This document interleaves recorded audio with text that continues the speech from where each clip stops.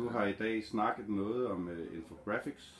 Kunne du kort fortælle, hvad det handler om, og hvordan man kan få det ud at gå i skolen?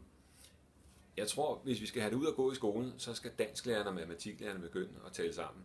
For jeg tror, at det er en disciplin, eller hvad vi skal kalde det, der er faldet ned mellem to stole.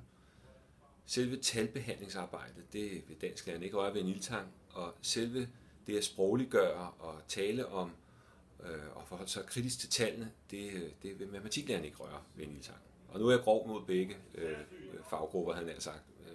Men sådan er det kort fortalt. De skal til at tale sammen om, hvem der gør det her. Ja.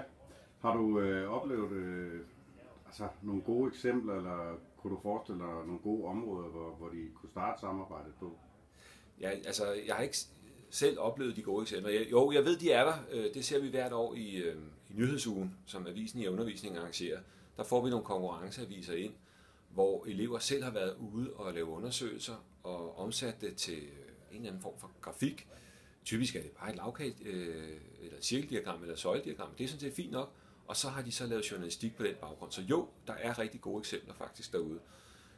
Og jeg tror, det er der, vi skal kigge og sige, altså ind i måske også nogle helt andre fag end dansk og matematik, men ind i emner, featureuger osv., og sige, hvordan dokumenterer vi det her med tal?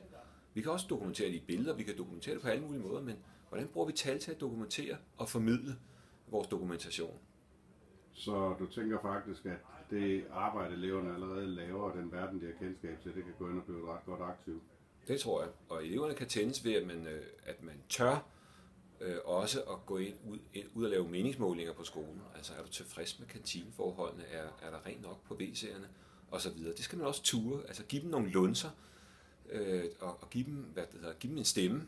Og så tror jeg nok, de selv skal løbe videre med det pitchen.